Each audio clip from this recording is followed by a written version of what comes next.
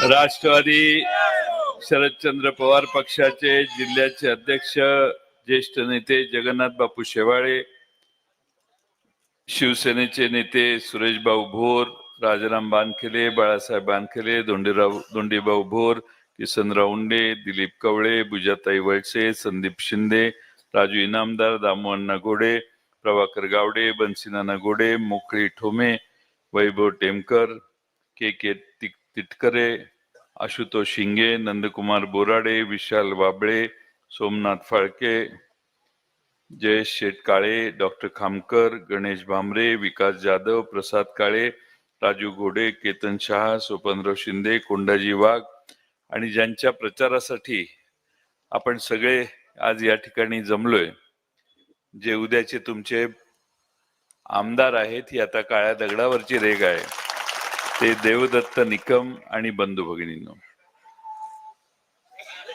अनेक दिवस प्रचार चालू आहे. आपली निवडणूक काय अर्ज भरल्यावर सुरू झाली असं नाही. मागच्या 2-3 महिन्यापासून आपण निवडणुकीतच आहे. त्यामुळे या मतदारसंघातल्या घराघरात कळलंय की तुतारी 20 नोव्हेंबरला वाजवायची आहे. पवार साहेब ज्या बाजूनं भूमिका मांडतात, पवार साहेब जी दिशा दाखवतात, पवार साहेब जे विचार व्यक्त करतात, त्या विचाराच्या मागे आंबेगावचा हा मतदारसंघ कायम कायम कायम उभा राहिलेला आहे. पवार साहेबांना ज्यांनी सोडलं त्यांना सोडण्याची आंबेगावची तयारी आता झालेली आहे. लोक अपेक्षा करत होते की सगळे जातील, पण हे जाणार नाही.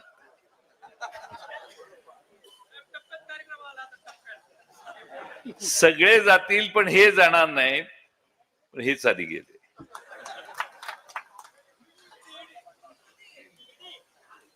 आता ही कारण तुम्ही म्हणताय ती असली तरी आता बोगद्याचं कारण द्यायला सुरुवात झालेली आहे.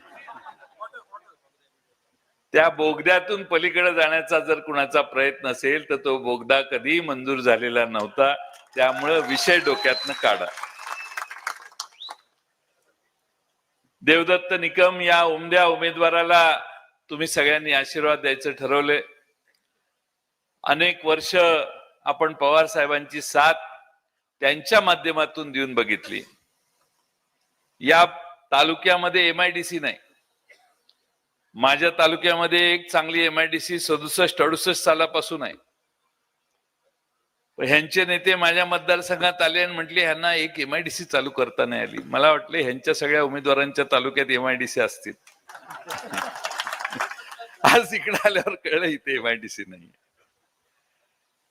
त्यामुळे उद्योग क्षेत्र वाढवण्यासाठी, नव्या हाताला काम देण्यासाठी आज देवदत्त निकम तुम्हाला विश्वासानं सांगतायत की मी सत्तेवर आल्यानंतर, मी आमदार झाल्यानंतर या मतदारसंघात नव्या उद्योगांना चालना देण्यासाठी MIDC करेन, युवकांना हाताला काम देईन.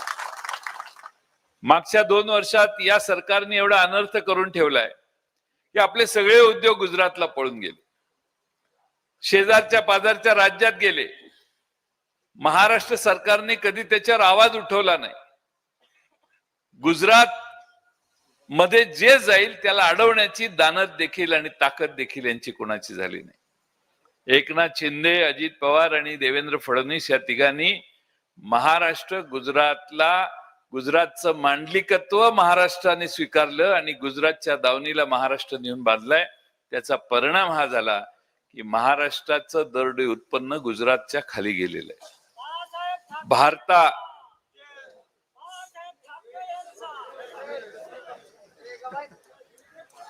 गप बस. कसं त्यांच्यामुळे तर सगळं आपलं चाललेलं आहे.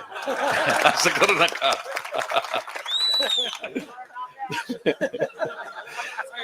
शिवसेना, काँग्रेस आणि राष्ट्रवादी काँग्रेस म्हणून सगळं चाललेलं आहे. त्यामुळं महाराष्ट्रामध्ये दरडोई उत्पन्न, मी महाराष्ट्राचा अर्थमंत्री होतो त्या काळात 2ऱ्या, 3ऱ्या, 4थ्या, अगदी 13 सालापर्यंत आम्ही 3ऱ्या, 4थ्या क्रमांकावर होतो. पण भाजपच्या हातात महाराष्ट्र गेला आणि आम्ही 11व्या नंबरवर खाली घसरलो. गुजरात सारखं राज्य पण आमच्या वर गेलं. दरडोई उत्पन्न म्हणजे काय तर महाराष्ट्रातल्या पेक्षा गुजरात मधली माणसं जास्त श्रीमंत झाली. गुजरात मध्ये जास्त उत्पन्न एका माणसाच्या वर तयार झालं. आमचं दरडोई उत्पन्न कमी झालं. आजपर्यंत महाराष्ट्राच्या स्थापनेच्या वेळी जसं महाराष्ट्राची स्थापना झाली तशी गुजरातची तिकडे झाली.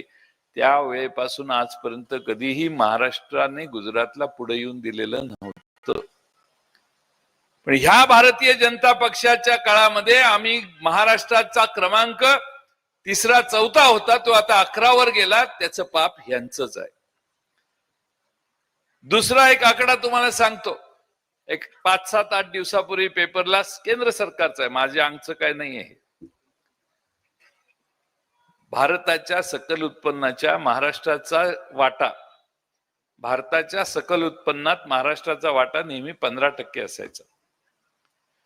पहिलं हे वर्ष आहे की आमचं महाराष्ट्राचं भारताच्या सकल उत्पन्नातलं महत्व वाटा हा 15%च्या ऐवजी 13% खाली आला. 2% महाराष्ट्र यांच्या कर्तबगारीमुळे खाली घसरला. 2% म्हणजे काही लाख कोटी रुपयाचं उत्पन्न. आणि म्हणून महाराष्ट्राची अधोगती यांच्याच काळात झाली. उद्योग यांच्याच काळात महाराष्ट्राच्या बाहेर गेले. फॉक्सकॉनचा प्रकल्प जर राहिला असता तर तळेगावच्या आसपास 1.5 लाख पेक्षा जास्त लोकांना हाताला काम मिळालं असतं. टाटा एअरबेस महाराष्ट्रात राहिली असती. टाटा एअरबस कंपनी, विमान करणारी आणि टाटाची कंपनी, तर 7-8 हजार लोकांना हाताला काम मिळालं असतं. तो प्रकल्प तिकडे गेला. परवाच एक 10-15 दिवसापूर्वी मोदी साहेबांनी जाऊन त्या प्रकल्पाचं उद्घाटन केलं. भूमिपूजन नाही, प्रकल्प चालू पण झाला. मी महाराष्ट्राच्या विधानसभेत म्हटले काय बरोबर नाही राव, सगळेच चालले तिकडे. तर माननीय मुख्यमंत्री साहेब म्हणाले की जयंतराव काळजी करू नका, आम्ही कालच मोदी साहेबांना भेटून आलेलो आहे. जयंतराव, मोदी साहेबांनी आम्हाला सांगितलं याच्यापेक्षा मोठा प्रकल्प मी तुम्हाला देईन. नक्की का? हो हो नक्की म्हटले. मोदी साहेबांनी एकदा शब्द दिला की झालंच म्हटले. म्हटलं मग तुमची खात्री आहे का? हो हो म्हटले, नक्की खात्री आहे. मग केवढा मोठा? नाही, ह्याच्यापेक्षा मोठा म्हटले. तर सारखं असं करायला लागल्यावर मी गप्प बसलो. आता मुदत संपली साहेबांची. एकनाथ शिंदे जे बोलू शकत नव्हते कारण त्यांना त्यांची खुर्ची लाडकी आहे, ते त्यांनी हाताने करून सांगितलं की मोदी साहेब आम्हाला भोपळा देणार आहेत. आणि कालच परत आलो. त्यामुळं महाराष्ट्राच्या अधोगतीचं कारण सध्याचं सरकार आहे. महागाईचं कारण सध्याचं सरकार आहे. दिवाळीमध्ये किती पैसे गेले हे प्रत्येकाला माहिती आहे. तेलाचा डबा 500 रुपयानं वाढला. ह्यांची जबाबदारी आहे दिल्ली आणि महाराष्ट्रातल्या लोकांची. जीएसटी आपल्या प्रत्येक दुकानात जीएसटी प्रत्येक वस्तूवर किती आहे बघा. तुमच्या खिशातनं 28%, 24%, 18%, 12% रकमा प्रत्येक गोष्टीवर वसूल करण्याचं काम चाललंय सध्या. तुमच्या पायातल्या चपलीवर कर आहे, शर्टावर कर आहे, पॅन्टवर कर आहे, टोपीवर कर आहे, तुमच्या साडीवर कर आहे. तुम्ही म्हणाल त्या गोष्टीवर कर आहे. अन्नधान्य पॅक केलं तरी हे जीएसटी वाले दारात येऊन बसतात. जेवायला गेलं तरी कर आहे. तुम्ही आज जेवून आलेलं दिसतंय.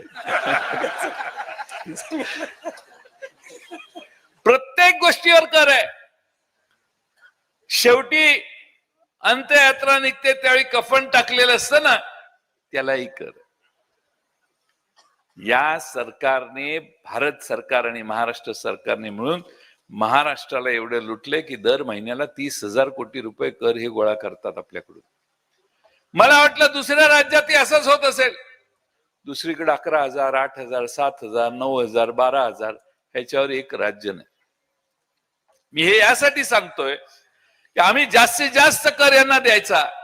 यांनी आमच्या डोक्यावर महागाई लादायची आणि महाग झालेल्या वस्तूंवर यांनी कर आमच्याकडून गोळा करायचा.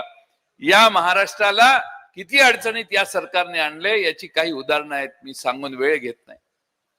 पण मित्रांनो, आंबेगाव तालुक्याने विकासाचं स्वप्न बघत असताना देवदत्त निकम या नव्या चेहऱ्याला न्याय दिला, तर मी शरद पवार साहेबांच्या वतीनं मुद्दामून आपणा सर्वांना सांगतो की ज्या ज्या गोष्टी मगाशी देवदत्त निकम बोलले त्या सगळ्या गोष्टी करून दाखवण्याची ताकद त्यांच्या मागे शरद पवार साहेबांच्या आशीर्वादाने तयार होईल.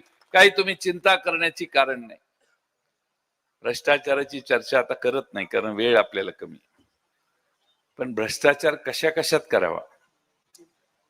छत्रपती शिवाजी महाराजांचा मालवणला ह्या बहादरांनी पुतळा उभा केला. मोदी साहेबांनी जाऊन त्याचं उद्घाटन केलं आणि उभा असणारा पुतळा 8 महिन्यात कोसळला. एकनाथ शिंदे म्हटले ते वारं फार आलं म्हणून पुतळा कोसळला.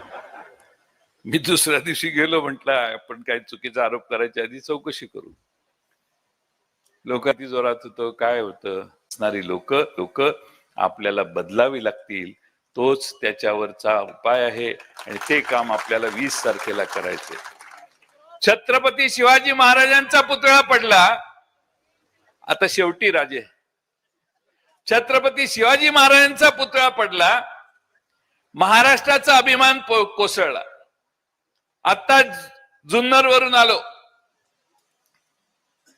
महाराष्ट्रातल्या शिवस्वराज्य यात्रेची सुरुवात जुन्नरच्या किल्ल्याच्या पहिल्या पायरीचं दर्शन घेऊन मी आणि डॉक्टर अमोल कोल्हे साहेबांनी केलेली. डॉक्टर अमोल कोल्हे आणि मी महाराष्ट्रभर फिरलो. महाराष्ट्रातल्या जनतेने आम्हाला सांगितलं तुम्ही काळजी करू नका, आम्ही सगळे पूर्ण तुमच्या ताकदीनं मागे आहोत. पुढारी गेलेले असले तरी जनता जाग्यावर आहे आणि हीच शरद पवार साहेबांची, उद्धव ठाकरेंची आणि राहुल गांधींची कमाई आहे असं माझं मत आहे. आणि म्हणून उद्याच्या निवडणुका या आपल्या तुमच्या माझ्या जीवनात फार महत्वाच्या आहेत. महिलांची सुरक्षितता एवढी टोकाची अवस्था झालेली आहे महिलांच्या सुरक्षिततेबाबतीत की सरकारने अनेक चुका केल्या.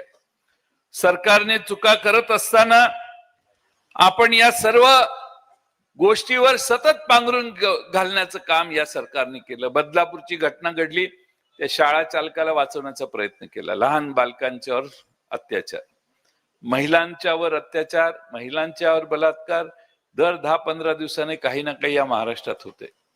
कायदा व सुव्यवस्था पूर्ण यांनी बिघडवली. गणपतराव गायकवाड म्हणून आमदार आहेत, त्यांनी कल्याणच्या पोलीस स्टेशन मध्ये जाऊन गोळ्या घातल्या. पोलीस स्टेशन मध्ये जाऊन एक आमदार गोळ्या घालतो, तो सध्या तुरुंगात आहे म्हणून त्याच्या बायकोला आता भारतीय जनता पक्षाने तिकीट दिलेलं आहे. का तर बहादरांना जाऊन गोळ्या घातल्या. कुठं? तर पोलीस स्टेशन मध्ये. काय चाललंय या महाराष्ट्रात? महाराष्ट्रात कायदा व सुव्यवस्था नावाची चीज नाहीये. आणि म्हणून यांची जागा दाखवण्यासाठी 20 तारखेला आपल्याला मतदान करायचंय. आमचं सरकार येणार आहे. काळ्या दगडावरची रेग आहे.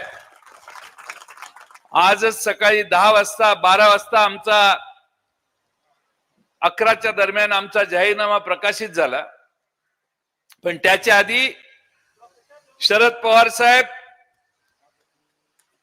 उद्धवजी आणि राहुल गांधी यांनी एकत्रित येऊन 5 पंचसूत्री महाराष्ट्राच्या समोर मांडली.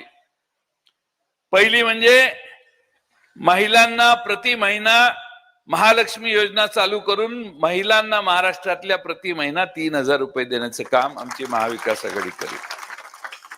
तुमची पत्नी, बहीण, आई प्रवासाला झाली तर ती तुम्हाला इथनं पुढं एसटीच्या तिकिटाचे पैसे मागणार नाही, कारण महाराष्ट्रात सगळ्या महिलांना एसटीचा प्रवास आम्ही मोफत करायचं ठरवलेलं आहे.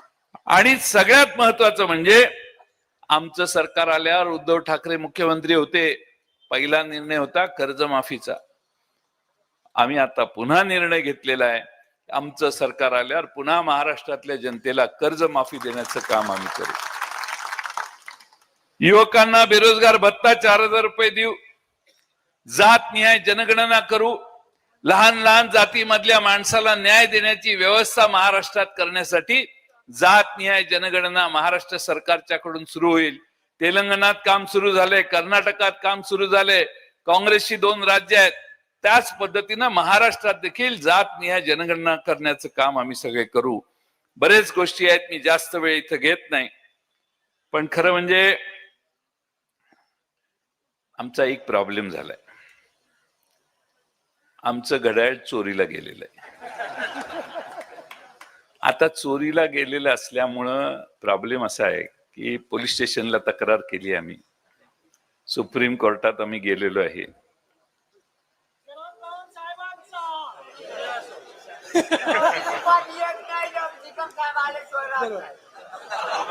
आणि म्हणून आपण, मी लवकर जातो, तुम्हाला दोघांना इच्छा असेल तर बसा. बसा की आता, मला होऊ दे, वेळ कमी आहे. आमचं घड्याळ चोरीला गेलंय दुपारीच. आमचं घड्याळ चोरीला गेलंय. चोरीला गेल्यामुळं ज्यांच्याकडे घड्याळ आहे,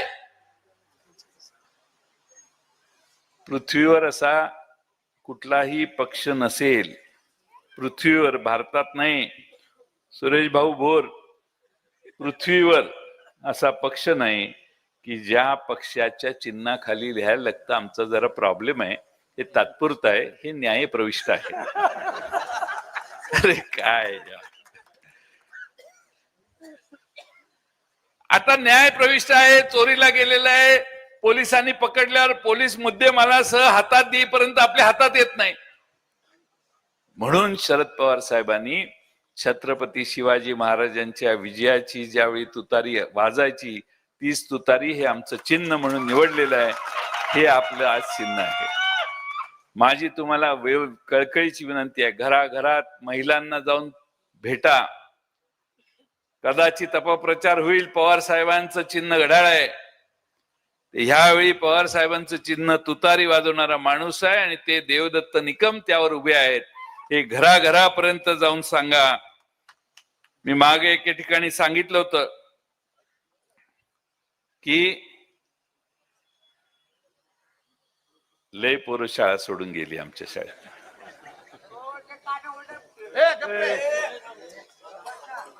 लय पोरं गेली, पण आमचा हेडमास्तर एवढा खमक्या निघाला की नवी पोरं शाळेत आली. ते नवीन पोरग शरद पवारांच्या शाळेत आज आलेलं आहे. त्या नवीन पोराला आशीर्वाद द्या आणि पुढची 5-25 वर्ष आंबेगाव विधानसभा मतदारसंघाची सेवा करण्याची संधी द्या, एवढीच विनंती करतो. आणि काय म्हणत, ह्याच्या एवढा योगायोगच नाही. 20 तारखेला तुम्ही भेट दिली मतदानाची, की 23 तारखेला ती त्यांना पोचणार आहे. त्यांचा वाढदिवस 23 तारखेला आहे. 23 तारखेच्या वाढदिवसाच्या देवदत्त निकमांना शुभेच्छा देतो आणि पुढे जायला आपल्या सगळ्यांची परवानगी घेतो. धन्यवाद. गाणे लावा, गाणे.